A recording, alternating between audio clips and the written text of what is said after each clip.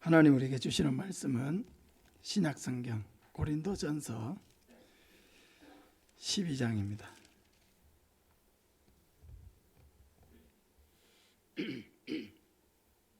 신약성경 고린도전서 12장 12절에서 27절까지 말씀입니다.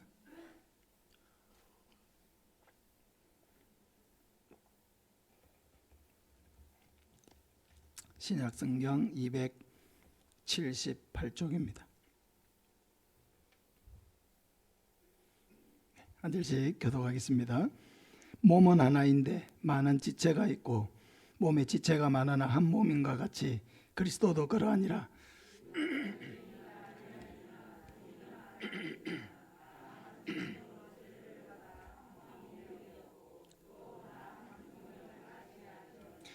몸은 한 지체뿐만 아니요 여럿이니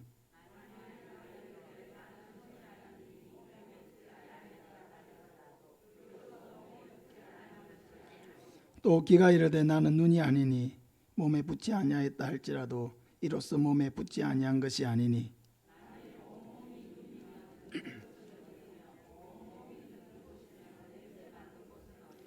그러나 이제 하나님이 그 원하시는 대로 지체를 각각 몸에 두셨으니 이제 지체는 많으나 몸은 하나라.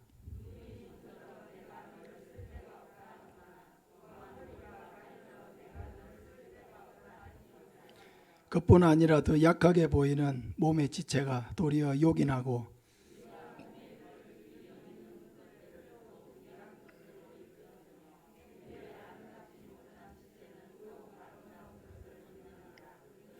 우리의 아름다운 지체는 그럴 필요가 없느니라. 오직 하나님이 몸을 고르게 하여 부족한 지체에게 귀중함을 더하사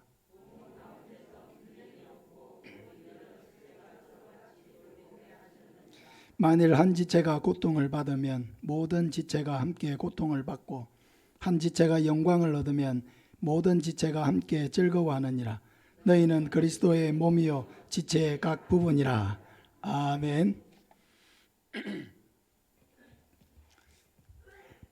목이 이렇게 조금 음성이 깨끗하면 좋은데 조금 많이 잠겨 있어서 죄송한 마음입니다.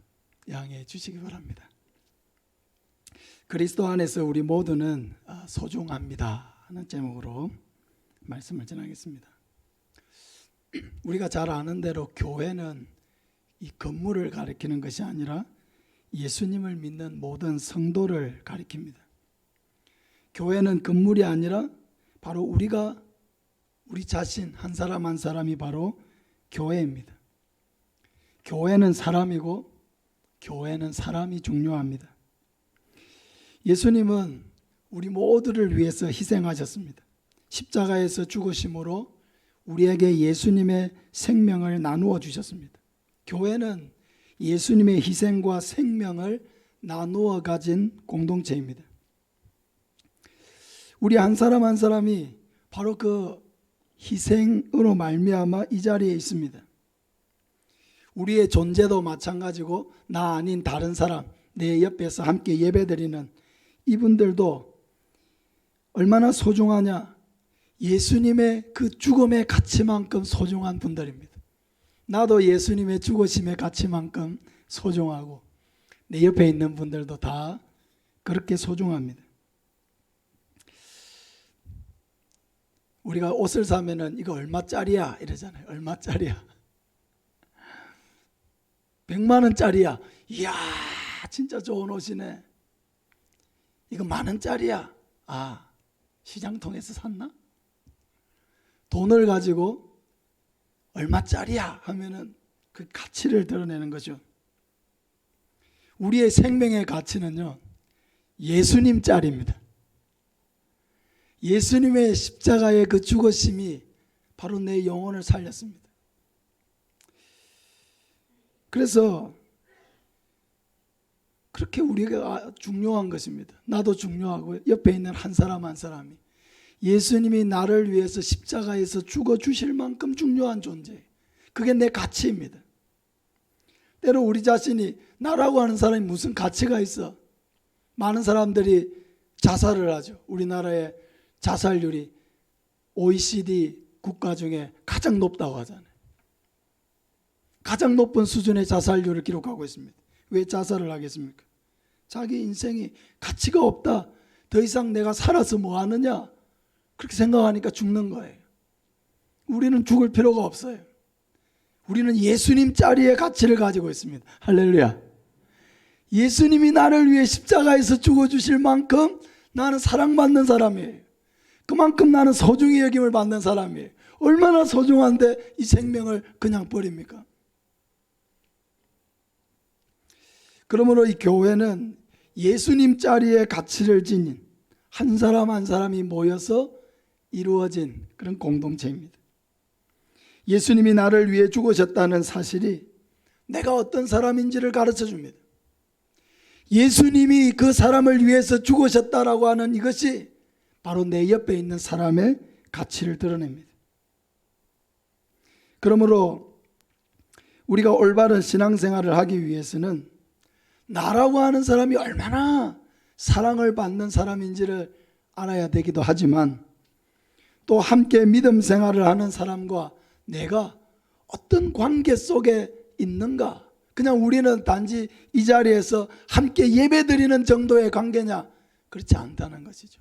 우리가 얼마나 긴밀하고 소중한 관계 속에 있는지 그걸 깨닫는 게 중요해요. 우리의 신앙생활에서. 오늘 본문이 이것을 잘 가르쳐주고 있습니다. 첫째, 교회는 예수님 안에서 한 가족이라는 것을 가르쳐줘요. 예수님 안에서 한 가족이, 우리가 다 가족입니다. 할렐루야. 따라합시다. 우리가 한 가족입니다. 12절 13절을 보면요, 몸은 하나인데 많은 지체가 있고 몸의 지체가 많으나 한 몸인과 같이 그리스도도 그러하니라. 우리가 유대인이나 헬라인이나 종이나 자유인이나 다 한 성령으로 세례를 받아 한 몸이 되었고 또 다 한 성령을 마시게 하셨느니라.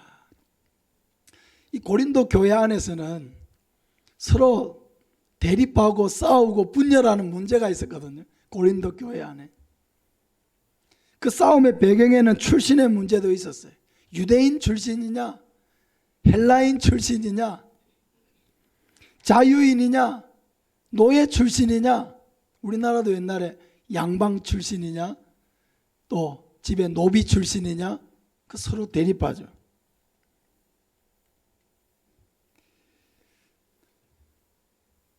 이런 분열의 문제가 있었습니다. 근데 사도 바울이 왜 이 이야기를 고린도 전서에 기록해서 교회에 편지를 보냈습니까? 그것은 교회 안에서 중요한 것은 출신의 문제가 아니라는 것입니다. 내가 어떤 출신이냐, 내가 어떤 배경을 가진 사람이냐, 이게 중요한 게 아니라는 거죠. 중요한 것은 우리가 다 한 성령의 세례를 받아 한 몸을 이룬 형제 자매라고 하는 사실, 이게 중요하다는 거예요.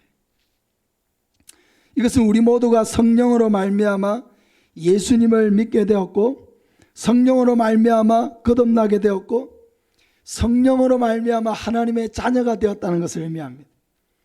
우리가 육신적으로 어떤 출신, 어떤 배경을 가졌든지 간에 영적으로는 모두 동일한 출신을 가지고 있고 동일한 소속을 가지고 있다는 겁니다. 교회를 이루고 있는 우리 모두는 세 가지가 동일합니다. 첫째는 우리 모두가 다 자기 힘이 아니라 성령 하나님의 도우심으로 말미암아 거듭난 존재가 되었다는 것이죠. 하나님의 은혜로 하나님의 구원받는 백성이 되었다는 것, 이 우리가 다 동일한 것이죠. 두 번째는 우리가 예수님을 믿음으로 하나님의 자녀가 되었다는 것이 동일합니다. 예수님을 믿는 것 외에 다른 방법으로 하나님의 자녀가 되신 분이 여기 있습니까? 없죠. 우리가 다 예수님을 믿음으로 하나님의 자녀가 되었습니다. 마지막으로 우리는 예수님을 믿음으로 동일하게 영원한 천국을 소유하고 있습니다.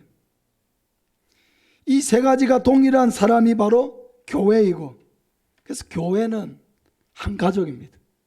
우리 중에 더 우열해서 누가 더 낫다, 더 모자란다, 그런 것이 없다는 거예요. 우리는 다 동일합니다. 동등합니다.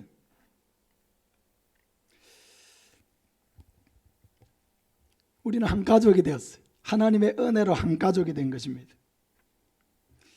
교회는 그래서 대가족 공동체입니다. 가족들은 우리가 사회에서 만나서 이렇게 만나는 사람들과 가족들과의 관계는 다르죠. 가족들은 혈연으로 맺어져 있습니다. 우리는요, 예수님의 피로 맺어져 있습니다. 할렐루야. 가족들은 서로를 사랑합니다. 서로를 위해 줍니다. 가족은요, 서로를 도와줍니다. 가족은요, 서로의 허물을 감싸줍니다. 가족은요, 서로를 배려합니다. 가족은요, 서로를 위해서 기꺼이 희생합니다. 그게 가족이에요. 그러니까 이런 가족 안에서 일어나는 이 모든 일들이 어디에서 일어나야 돼요? 교회 안에서 일어나야 되는 거예요. 왜? 우리가 한 가족 되었기 때문에. 우리에는 이해관계로 얽혀있는 관계가 아닙니다. 예수님의 피가 흐르는 관계입니다. 내가 그렇게 소중하고 내가 그렇게 귀하고 사랑받는 사람인 것 같이 우리는 서로에 대해서 그렇게 여겨줄 수 있어야 하고 그렇게 사랑해 줄 수가 있어야 합니다. 두 번째로 교회에서는 모든 사람이 소중합니다. 14절부터 보면 몸은 한 지체뿐만 아니요 여럿이니, 우리 15절부터 17절까지 우리 화면 보면서 같이 한번 읽겠습니다. 만일 발이 이르되 나는 손이 아니니 몸에 붙지 아니하였다 할지라도 이로써 몸에 붙지 아니한 것이 아니요, 또 귀가 이르되 나는 눈이 아니니 몸에 붙지 아니하였다 할지라도 이로써 몸에 붙지 아니한 것이 아니니, 만일 온몸이 눈이면 듣는 곳은 어디며 온몸이 듣는 곳이면 냄새 맡는 곳은 어디냐.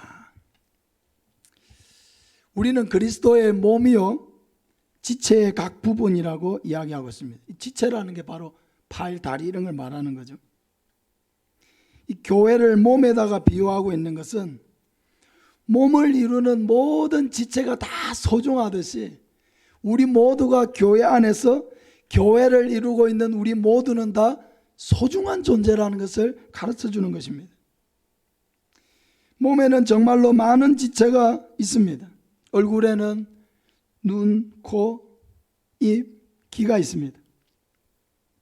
목도 있고요, 팔도 있고요, 손가락도 있고, 다리가 있고, 발가락도 있습니다. 발톱, 손톱도 있습니다. 수많은 뼈들이 우리의 몸을 구성하고 있고 많은 장기들과 세포들이 우리의 몸을 이루고 있습니다. 중요한 것은 이 모든 것이 다 있어야 몸이 정상적인 기능을 할 수 있다는 것이죠. 어느 것 한두 가지만 중요하게 여길 수 없습니다. 우리 몸에 눈이 제일 중요해. 눈이 중요하죠. 중요하지 않다고 말하지 않았습니다. 그러나 눈만 중요한 건 아니죠. 우리 먹어야 되니까 입이 중요해. 예, 맞습니다. 입이 중요합니다. 그러나 입만 중요하지 않습니다. 눈도 중요하고요, 코도 중요하고, 입도 중요하고, 귀도 중요하고, 다 중요해요. 손도 중요하고요, 발도 중요하고요, 손가락 하나하나가 다 중요해요.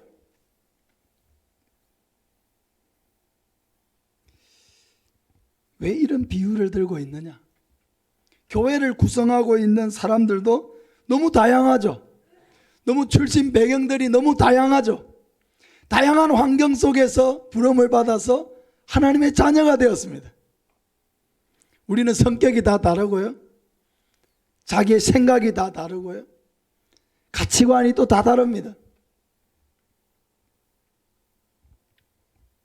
그러나 교회에서는 단 몇 사람만 중요하지 않습니다. 몇 사람도 중요하지만 다 중요해요. 우리 모두가 다 중요해요.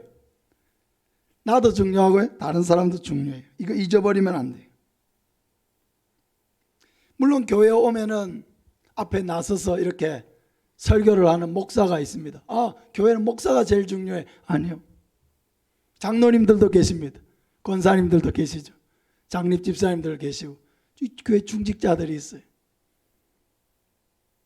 앞에서 섬기는 사람들이 뭔가 바쁘게 움직이고 교회를 이끌어 나가니까 그 사람들이 중요해. 맞습니다. 중요합니다. 그러나 그 사람들만 중요한 게 아니죠.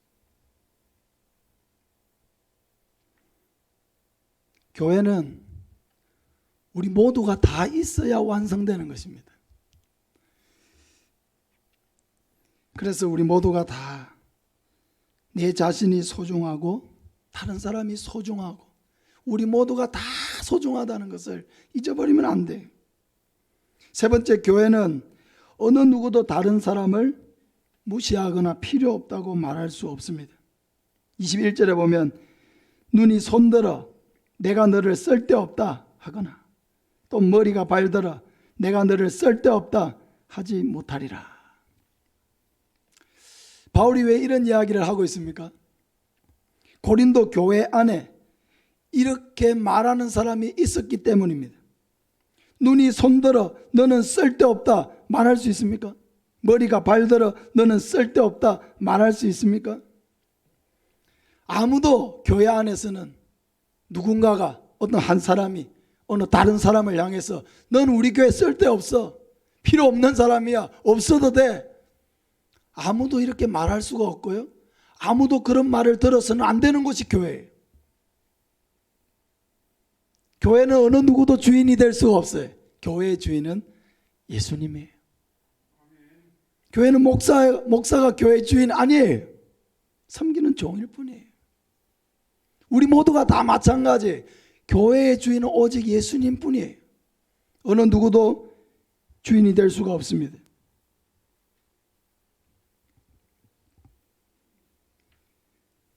아무도 다른 사람을 가리켜서 함부로 말할 수 없어요.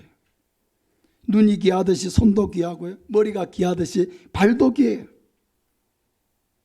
교회는 어느 누구도 어느 한 사람이 다른 사람 위에 있지 않습니다. 교회는 어느 누구도 다른 사람에게 군림할 수 없습니다. 교회는 중요한 직분을 맡은 사람일수록 다른 사람을 더 섬기는 사람이 되어야 합니다. 군림하는 자가 아니에요. 교회에서 직분을 주는 것은 군림하도록 하기 위해서 주는 게 아니에요. 섬기도록 하기 위해서 주는 거예요. 더 섬기는 사람이 돼야 돼요. 더 잘 섬기는 사람을 직분자로 세워야 돼요. 누가 더 잘 섬기냐? 누가 더 겸손하냐?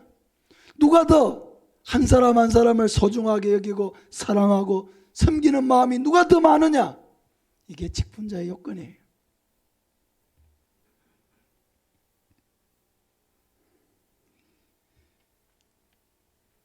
그래서 우리는 항상 내가 내뱉는 말을 조심해야 합니다. 다른 사람에 대해서 함부로 판단하면 안 돼요. 자기 생각만 가지고 다른 사람에 대해서 함부로 말하면 안 돼요. 내가 이야기를 했을 때 다른 사람이 듣기에 거북하고 불편하게 하는 말이라면 그냥 마음속에만 담아두세요. 왜 그 말을 함으로써 자기를 더럽히고 다른 사람을 더럽힙니까? 듣지 말아야 될 얘기를 왜 듣게 만듭니까?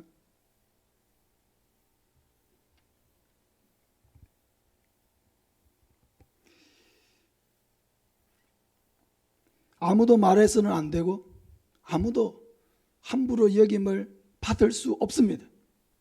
교회는 모든 사람이 존중받아야 합니다. 우리가 어떤 배경을 가졌든지, 가난한지 부유한지, 내가 건강한지 몸이 아픈지 장애를 가졌든지, 사회적으로 힘을 가졌는지 그렇지 않은지, 많은 지식을 가졌는지 그렇지 않은지, 이런 것은 교회 안에서 이런 것들이 배경이 되어서 교회 안에서도 여전히 힘을 갖고 권력을 갖고 그런 것이 아닙니다. 왜냐하면 우리를 불러서 동일한 하나님의 백성, 동일한 하나님의 자녀, 동일한 천국의 시민이 되게 하신 분은 하나님이십니다. 나를 불러서 하나님의 백성 되게 하시고 하나님을 섬기는 자로 살게 하신 분도 하나님이시고요. 다른 누군가를 불러서 동일하게 하나님의 자녀 삼으시고 천국의 시민으로 삼으신 분 하나님이에요. 내가 천국의 시민권 주지 않았습니다. 목사가 누군가에게 천국의 시민권 주지 않았습니다. 하나님이 주신 거예요. 하나님이 그 영혼에게 감동을 주어서 은혜를 주시고 말씀을 듣게 하시고 믿게 하셔서 하나님이 시민권을 나누어 주신 거예요. 하나님이 주신 시민권을 목사가 박탈할 수 있습니까? 없죠. 하나님이 주신 시민권을 다른 성도가 박탈할 수 있습니까? 없습니다. 그것은 엄청난 죄를 짓는 것입니다. 교회는 어느 누구도 다른 사람을 가리켜서 쓸데없다고 말해서도 안 되고 모두가 다 함께 있어야 온전해진다는 것을 이해해야 합니다. 교회는요, 어린아이도 소중해요. 어린아이. 장애인도 소중해요. 노약자도 소중해요. 젊은이도 소중해요. 모두가 소중해요. 어느 한 부류만 소중한 게 아니에요. 노약자가 있으므로 교회가 얼마나 복을 받습니까? 교회는 노약자가 있기 때문에 그들의 섬김으로 복을 받는 거예요. 교회 안에 어린이가 있고요, 장애인이 있음으로 해서 우리가 얼마나 많은 복을 받습니까? 그 어린 아이를 소중하게 여기고 사랑하고 장애인들을 사랑하고 배려하고 그들의 부족한 것들을 채워줌으로써 교회가 그리스도의 사랑을 풍성하게 드러낼 수가 있는 것입니다. 교회에 몸이 아픈 사람이 있고요, 어려움에 처한 사람이 있고 도움을 필요로 하는 사람이 있다는 것이 얼마나 소중합니까? 그런 사람들이 있음으로 말미암아 우리가 그리스도의 사랑을 나타낼 수가 있습니다. 그런 분들을 섬김으로 해서 사랑이 풍성해지는 것입니다. 하나님의 사랑이 우리 눈에 보이도록 나타나는 거예요. 교회에 가난한 사람들이 없고 다 부자만 있으면 교회가 풍성하고 아름다운 교회가 됩니까? 교회에 병든 사람이 없고 장애를 가진 사람이 없고 모두가 다 건강한 사람만 있으면 그 교회가 아름다운 교회가 됩니까? 교회에 노인이 없고 청년들만 있으면 더 밝고 활기찬 교회가 됩니까? 교회에 어린이가 없고 어른들만 있으면 교회가 더 힘있는 교회가 됩니까? 아니요. 결코 그렇지 않습니다. 교회는요, 연약한 자가 있어야 온전해져요. 교회는요, 연약한 자들이 있어야 아름다워집니다. 교회는 연약한 자들이 있어야 하나님이 계획하신 완전한 교회의 모습을 갖추는 것입니다. 교회는 모든 죄인이 와서 구원을 받아야 합니다.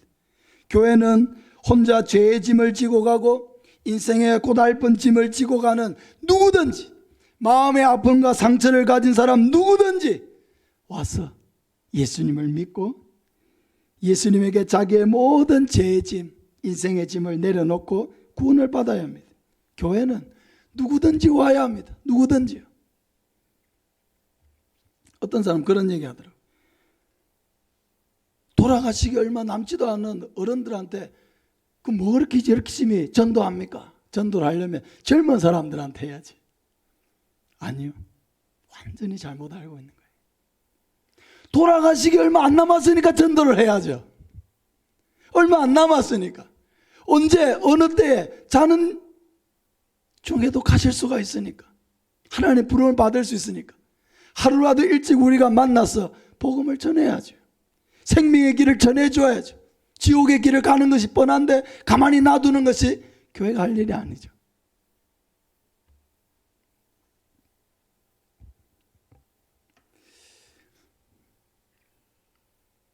교회는 누구든지 올 수 있어야 돼요.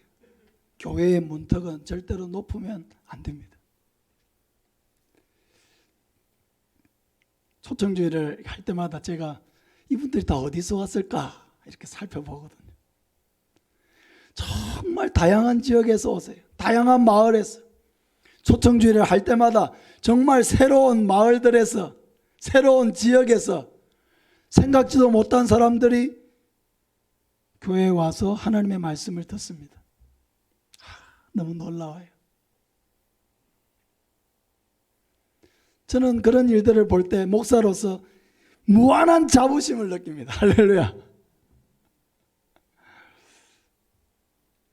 이 땅에 태어나서 살아가는 많은 사람들 가운데요, 단 한 사람도 예수님이 왜 이 땅에 오셨고 왜 예수님이 십자가를 지고 그렇게 고난 가운데 죽으셔야 했는지에 대해서 단 한 번도 들어보지 못하고 죽는 사람이 부지기 있어요. 특히 이 서부 경남 지역에는요 90% 이상이 태어나서 단 한 번도 예수님이 왜 이 땅에 오셔서 그 고통의 십자가를 지고 달려 죽으셨는지에 대해서 단 한 번도 들어보지 못하고 죽습니다. 현실입니다. 여러분, 여기가 선교지예요. 선교가 뭐 저기 아프리카로 가고 뭐 이슬람 중동에 가고 뭐 그런 동남아시아에 가고 여기만 선교가 아니에요. 여기가 우리가 살고 있는 여기가 바로 선교지입니다. 특별히 이곳이 시골이라서 얼마나 많은 할아버지 할머니들 살고 계신데 저는 할아버지 할머니들 참 좋아합니다. 왜냐하면 할아버지 할머니들의 사랑을 너무 많이 받았기 때문에, 온 동네 할머니들이 저를 사랑해 주셨기 때문에 모든 할머니 할아버지들이 다 저의 할머니 같고 할아버지 같습니다. 근데 너무 안타까워요. 왜 안타까우냐? 한평생 제사를 지내왔기 때문에 제사를 안 지내면 죽는 줄 알아요. 한평생 절에 다니는 습관을 가지고 있기 때문에 가다가 안 가면은 그냥 큰일 나는 줄 알아요. 한평생 물 떠놓고 달림하면서 빌었기 때문에 그거 안 하면 죽는 줄 알아요. 그걸 안 해야 사는 건데 그걸 해야 사는 줄 알아요. 안타까워요. 자, 복음을 전하면요, 다들 착하시고 친절하시니까 아이고 예 하는데 속에는 절대 자기 고집이 있어요. 포기하지 않아요. 혹시 내가 하던 걸 안 하면은 내 자녀들에게 오한이 생기지 않을까? 내 자녀들에게 안 좋은 일들이 생기지 않을까? 막 그런 불안함들에 그런 두려움이 있어가지고요, 하던 일을 놓지를 못해요. 우리가 예수 믿는다고 집에 오한이 생기면요, 우리가 여기서 다 예배 드릴 이유가 없죠. 오한이 안 생기니까 여기 와 있지 않습니까? 예수를 믿는다고 무슨 특별한 안 좋은 일이 생기는 것이 아니라 우리에게 더 좋은 일이 생기니까 하나님을 섬기는 거 아니겠어요?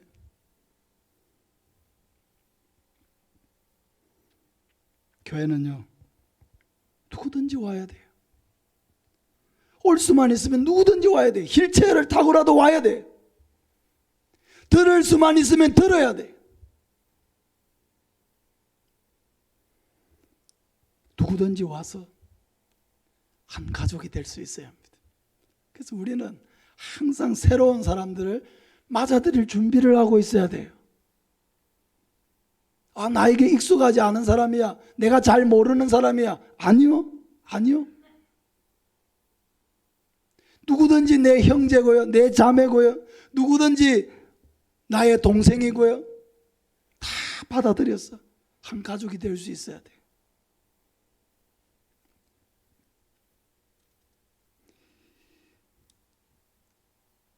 이 모든 사람들을 다 불러서 하나님 자녀 삼으신 분은 바로 하나님이십니다.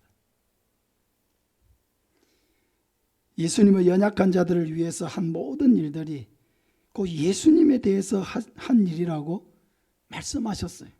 마태복음 25장 34절 이하에 보면 본문이 조금 길어요. 제가 조금 읽어드리겠습니다. 그때의 임금이 그 오른쪽에 있는 자들에게 이르시되, 내 아버지께 복받을 자들이여, 나와 창세로부터 너희를 위하여 예비된 나라를 상속받으라. 내가 줄일 때에 너희가 먹을 것을 주었고, 목마를 때에 마시게 하였고, 나그네 되었을 때에 영접하였고, 헐벗었을 때에 옷을 입혔고, 병들었을 때에 돌보았고, 옥에 갇혔을 때에 와서 보았느니라.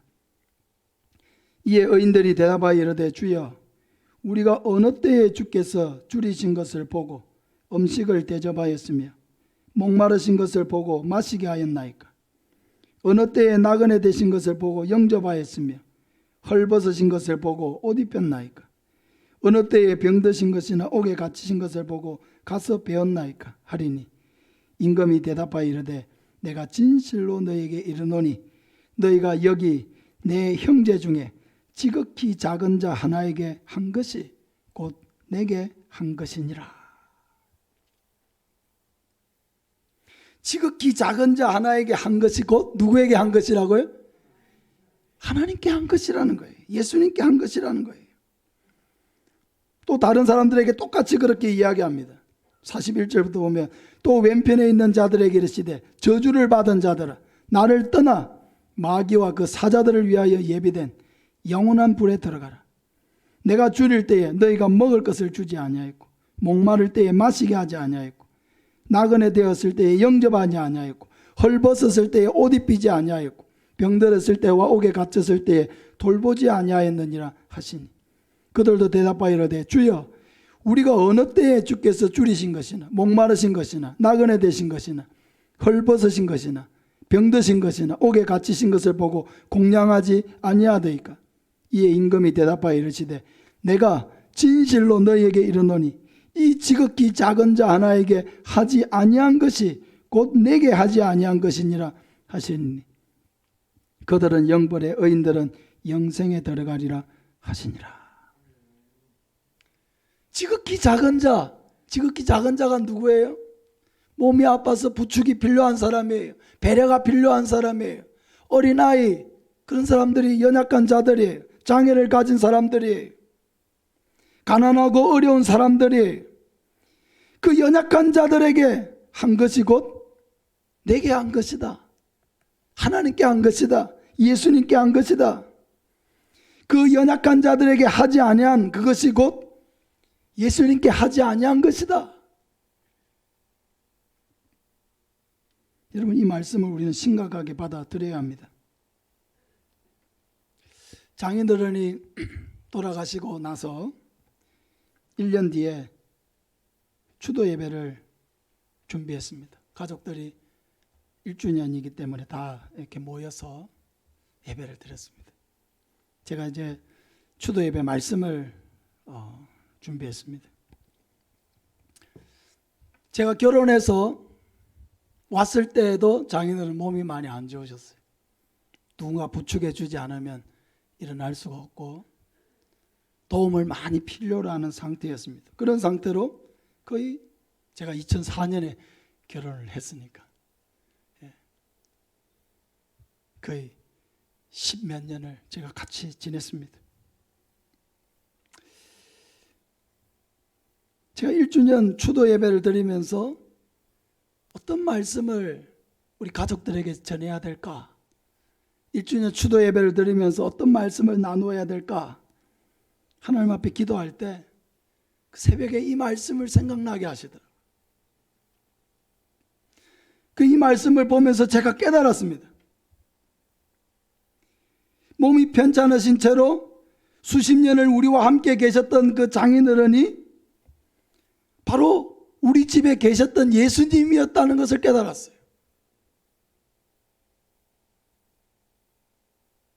충격이었습니다. 함께 있을 때는 제가 한 번도 그런 생각을 해본 적이 없었거든요. 그냥 장인어른이니까 내가 필요한 도움을 드리고 말동무도 되어드리고 병원에 갈 때 모시고 가고 같이 했지만은 함께 내가 모시고 있을 때는 그런 생각을 하지 못했었거든요. 한 번도 예수님이다 그런 생각을 하지 못했었거든요.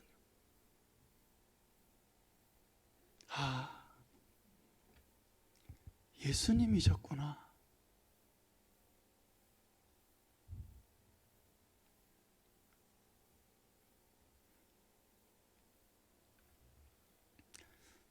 근데 잘못한 게 또 너무 많이 생각나더라고요.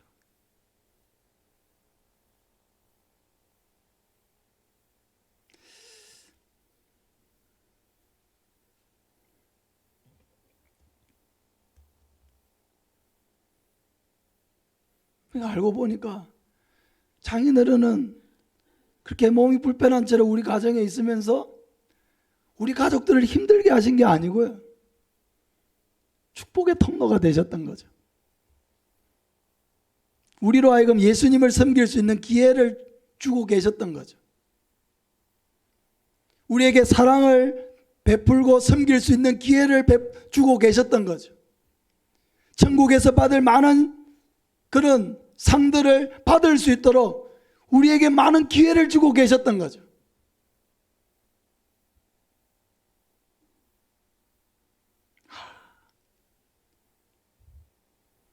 우리와 함께 지냈던 그 시간들이 가족들에게 짐을 주신 것이 아니고 복을 주셨던 것이구나. 그걸 알게 되었습니다. 사랑하는 여러분, 우리 교회에 참 연약한 분들이 있습니다. 몸이 아픈 분들이 있습니다. 연로하신 분들이 있습니다. 돌봐주어야 되는 아이들이 있고요. 그들이 바로 예수님이에요. 그들을 섬기는 것이 여러분 누구에게 한 것이라고요? 예수님에게 하는 거예요. 연약한 자의 손을 한번 잡아주는 것이요, 예수님에게 하는 거예요. 가난한 자들의 이야기를 듣고 그들에게 뭔가 내가 줄 수 있는 도움을 주는 것이 예수님에게 하는 거예요. 그들은 우리의 짐이 아니에요. 결단코 짐이 아닙니다. 그들은 축복의 통로입니다. 예수님을 섬길 수 있는 기회를 우리에게 주고 있는 것입니다. 소중하게 여겨야 합니다. 연약할수록 더 소중하게 여기시기 바랍니다. 그들의 행한 모든 일에는 결단코 상을 잃지 않을 것이라고 예수님이 약속하셨습니다. 사랑하는 여러분, 교회는 너무 신비로운 공동체입니다. 우리 한 사람 한 사람 너무 다른 사람이에요. 너무 다른 배경을 가지고 있어요. 그런데 우리를 다 각각의 환경에서 불러서 하나님의 자녀 삼아가지고 한 가족을 이루게 하셨어요. 우리는 뗄래야 뗄 수 없는 한 몸이고 한 가족입니다. 아이들은 그럴 때 있죠. 아이들 아주 어릴 때 동생이 태어나면은 자기가 받아야 될 사랑을 동생한테 다 뺏기는 것 같아가지고 옆집에 갖다 주라고 막 옆집에 갖다 주라고 동생 빨리 옆집에 갖다 주라고 막 그러죠.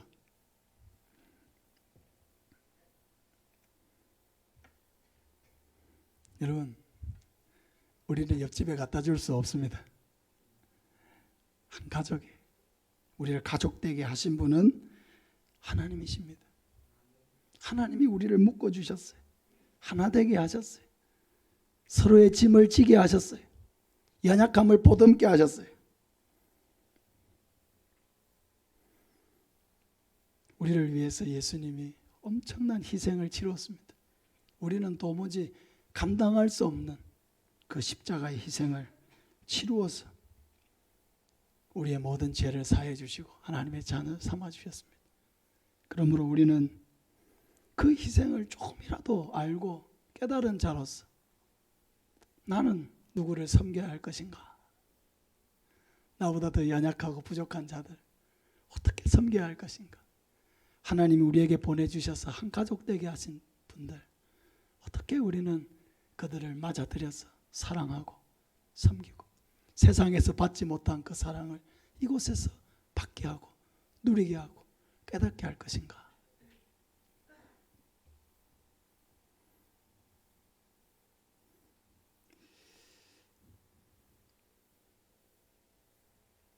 항상 우리의 마음속에 이 은혜를 잊어버리지 말고 예수님이 우리를 위해서 하신 그 모든 희생이 헛되지 않고 우리를 통해서 조금이나마 흘러가서 우리의 사랑이 우리를 통해서 전달되는 그 사랑이 그 하나님의 사랑이 또 새로운 사람들을 감동시키고 변화시킬 수 있는 그런 은혜의 통로, 축복의 통로로 쓰임받는 저와 여러분 되시기를 예수님의 이름으로 축복합니다.